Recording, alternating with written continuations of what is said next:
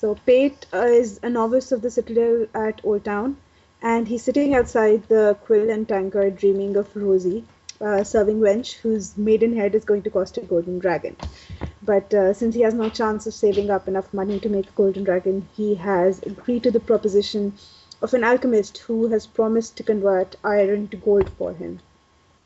He's waiting at the Quill and Tankard for this alchemist, and he's joined his friends while he waits. His friends are discussing the news of dragons that all the sailors coming to Old Town from across the narrow sea are talking about. Molander, another novice, is convinced that the dragons are real. Armin, who is an acolyte, is convinced they're not.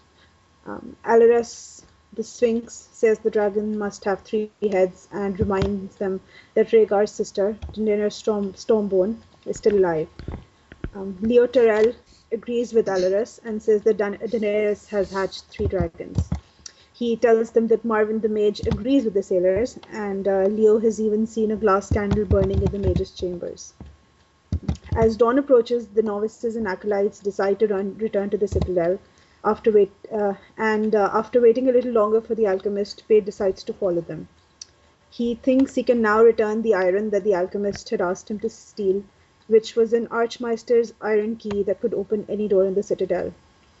Pate has stolen this key from the aged and senile Archmeister Walcrave that he cares for.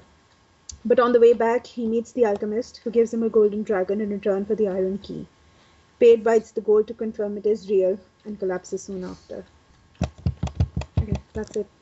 Okay, so who is the alchemist? Is it? We all agree it's Jack and Hagar. It's pretty apparent. It's apparent that it's probably him. But I have to ask you guys: the first time you read this, did you pick up the obvious similarity in description to Jaqen in his last chapter with Arya, or did you completely miss it like me and have to have it confirmed by the internet? Yeah, same. Yeah, that's what I did. Yeah. Yeah, I wouldn't have had a clue what the final Samwell chapter even meant if I hadn't have checked it online. Exactly. Yeah, I totally miss these small details pretty much every time. The internet, such a useful tool. Yeah, I had to check after reading the Sam chapter as well. I was like, where did Pate come from? Although he does have that kind of eerie, enigmatic quality of like a faceless man. So you probably could have attached him to one of those groups, but not necessarily connect him to Jack and Hagar. But yeah, he does have the same description of Jake and Hagar as we see him at the end of the last Arya chapter or one of the last Arya chapters in Book 2. That is true, though. I think my inspection extended pretty much to, this guy's pretty creepy. Okay, let's go to the first chapter. Yeah. I think I just have this sort of cynicism regarding Jack and Hagar and Syrio Forel, because there are people who think that every single person is a faceless man or is Jack and Hagar. So you almost desensitized to any references that could be similar. Well, that's the nature of the faceless man. They can be anyone.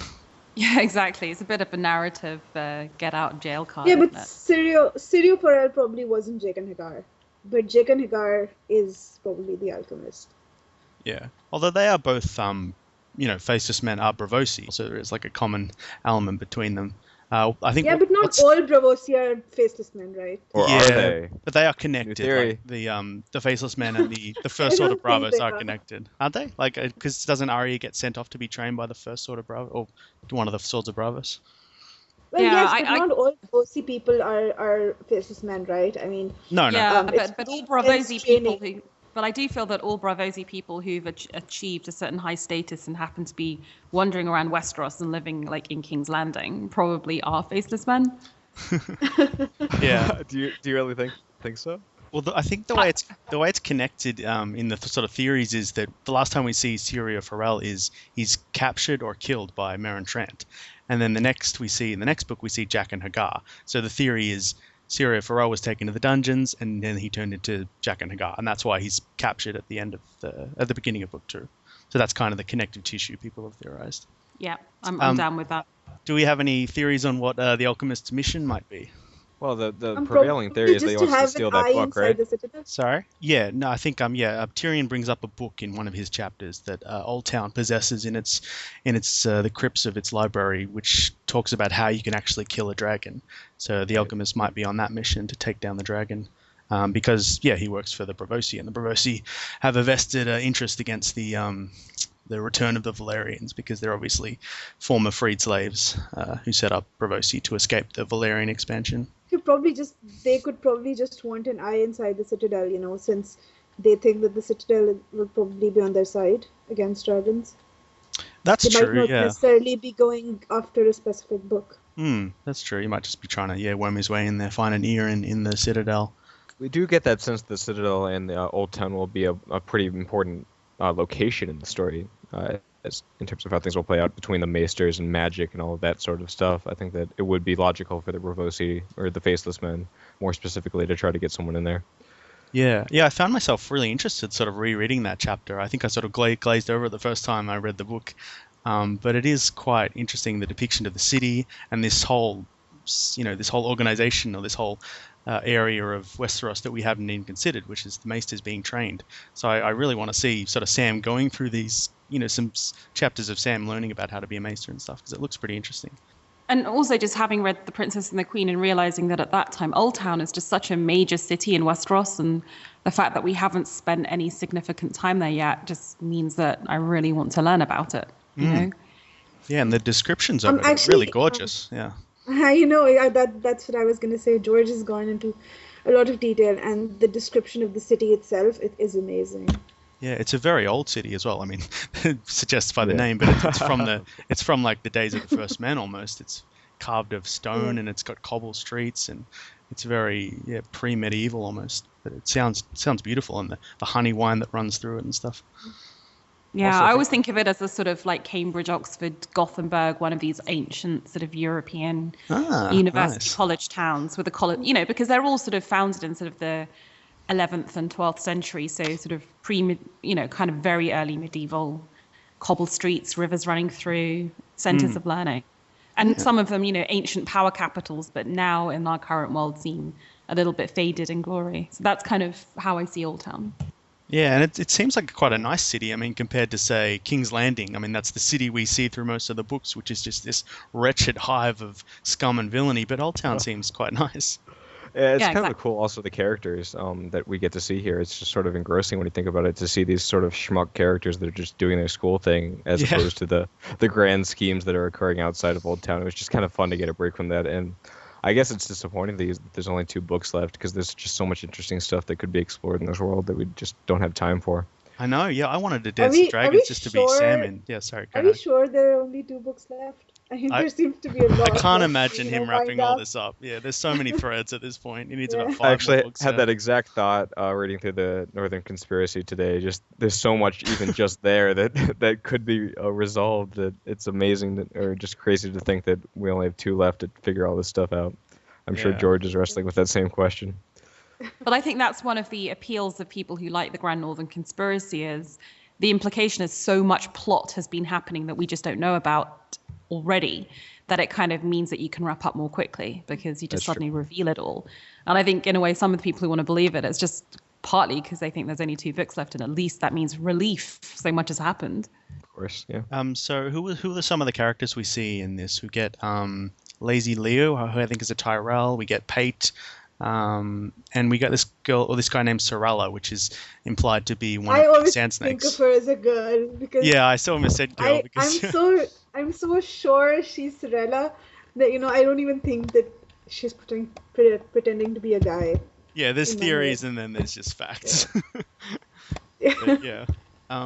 What were people's impressions of Pate? He's Pate the pig boy. He's such a pitiable character. I mean, I feel so sorry for him. He's really bad at doing what he does. He has to take care of this really old guy. I know. I think on the first, he can't get the girl he wants. Yeah, I think on the first time I reread it, I got him mixed up with Chet. So I had this really dark vision of him. But he's not necessarily a bad guy. He's just kind of a sort of pathetic, lonely guy. So I kind of felt sorry for him in this one. But yeah, I think he seems to be deluded. He seems to have this delusional idea of his relationship with Rosie that isn't necessarily there. So I think you see some of the echoes with Ares, where he's kind of, he's kind of deluded himself into having this relationship, and it's kind of messed up his mind or something. I have not heard that comparison to Ares. That's interesting. Well, I think it's something you see a lot throughout the series. men forming this relationship. I mean, even Chet kind of forms this imaginary relationship with this girl, and when she shatters the fantasy. Littlefinger, yeah. Oh, yeah. Littlefinger has this whole relationship with Cat in his head. Yeah, but it's not even the Rosie that he loves. It's like this idea of this perfect life for himself that he fantasizes about. But all he wants is a donkey and a girl. That's all he wants. Yeah. He doesn't know what he wants. He's trying to figure out his place in the world, but he can't. He's not good enough. Yeah. Another thing about Old Town is, sort of referencing towards the end of Feast for Crows, we come back to Old Town with Sam. We see Euron Greyjoy possibly making his way from the Shield Islands, and some people have theorized that Old Town is his ultimate destination, that he wants to capture Old Town. And I think it's referenced a few times in the text. Yeah, I have a lot of sympathy for that because I strongly believe that Sam is carrying bits of the Horn of Jarman. So yeah, that all links up really nicely.